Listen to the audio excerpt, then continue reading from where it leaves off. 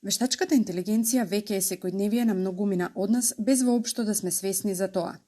Таа ги менува нашите животи и особено работните процеси во кои машините, роботите и компјутерите имаат се поголема улога.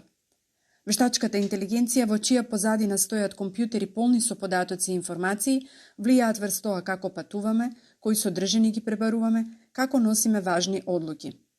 Ваквиот развој на технологијата отвара многу суштински прашања и стравови дека машините ќе ги превземат работните места на луѓето.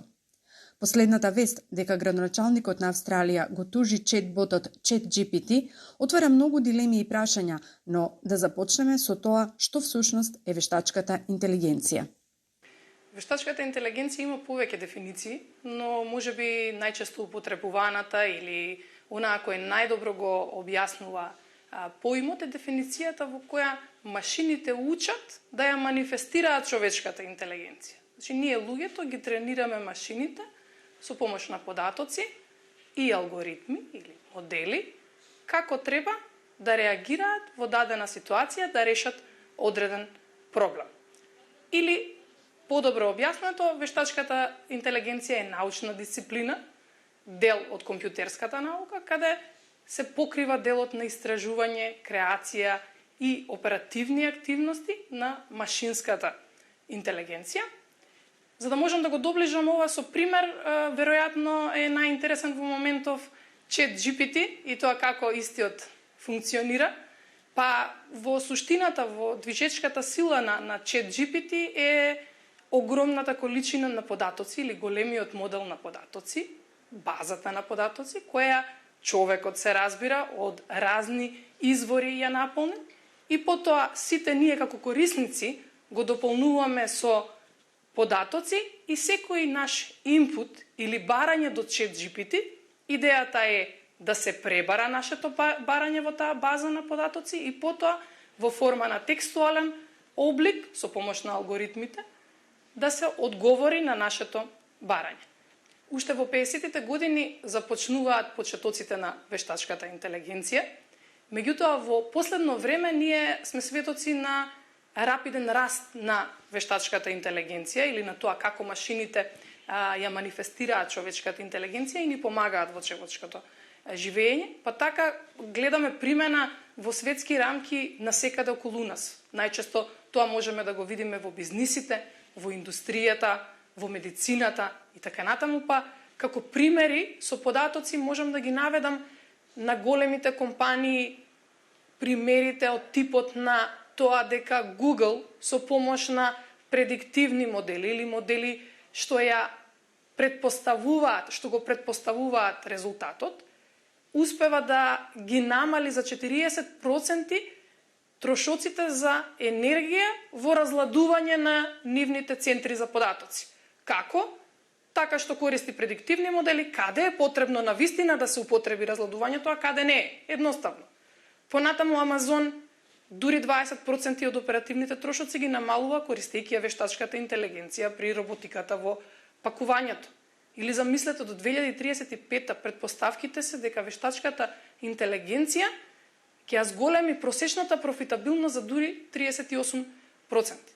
Димовска потенцира дека најголемата придобивка од примена на вештачката интелигенција во секојдневниот живот е во заменување на повторувачките операции кои ги прават луѓето и кои најчесто се фрустрирачки. Но токму таа замена на луѓето со машините предизвикува страв дека тие ќе им ги украдат работните места на луѓето, за кои Димовска вели дека е непотребен. При едно истражување заклучено е дека до 2025 година вештачката интелигенција ќе замени 85 милиони работни места, навистина фрапантна бројка, но ќе отвори нови 97 милиони работни места. Воедно и дури над 50% од работоспособното население ќе има потреба од дообука и реструктурирање. Примената на вештачката интелигенција во Македонија не е непозната работа. Дел од компаниите од телекомуникацијскиот и финансискиот сектор веќе одамна применуваат вакви модели во своето работење. Најчесто, да речеме, банките се први кои сакаат да ги применат предностите на вештачката интелигенција или повеќе делот на machine learning моделите, тоа се модели кои предпоставуваат одредени резултати, например во одобрувањето на кредитите, дали тој кој поднел барање за кредит е подобен или не, или пак пример телекомуникацијските оператори кои на база на податоците, историските податоци кои ги имаат кај себе од своите корисници, успеваат да направат алгоритам или предпоставка за тоа како и кој е најдобар пакет за еден корисник. Во различни индустрии се разбира различна е примената и се разбира воедно е и за поздравување и на чекорот на јавните институции и нивното дигитализирање и воедно нивната употреба на вештачката интелигенција. Деновиве сме сведоци на воведување на дигитални асистенти кои ќе ја олеснат деловната комуникација помеѓу државата и бизнисите и ќе биде поедноставна таа комуникација. Диоптријата за примената на вештачката интелигенција не е само розева, иако креирана да им помогне на луѓето, таа со себе носи и ризици за злоупотреба на податоците на штета на поединци, компании и цели држави, поради што е потребно да се постават рамки за незиното функционирање. И тоа вештачката интелигенција го прави на ниво на меѓународни организации. Се поставуваат рамки во кои ги има основните принципи по кои еден производ во кој е инволвирана вештачката интелигенција треба да се однесува. Дали е тоа инклузивност, дали е фер и демократичност кај луѓето, дали е заштита на лични податоци и така натаму. Димовска потенцира дека клучно за идната заштита од можни злоупотреби е што поголема едукација на оваа тема и проширување на заедницата на експерти за вештачка интелигенција.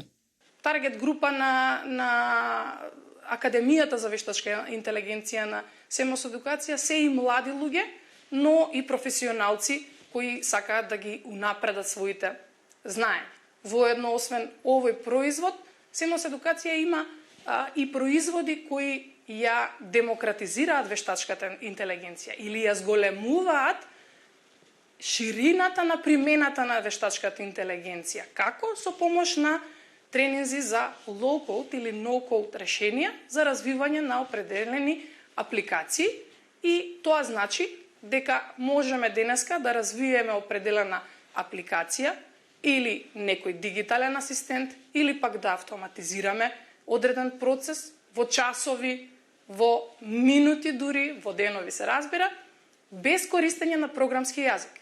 И тоа е она што значи вклучување на секоја индивидуа во општеството, запознавање со вештачката интелигенција, дека не треба да ја глорифицираме, туку треба да ја разбереме во незината суштина и да ја развиваме секој во својот домен.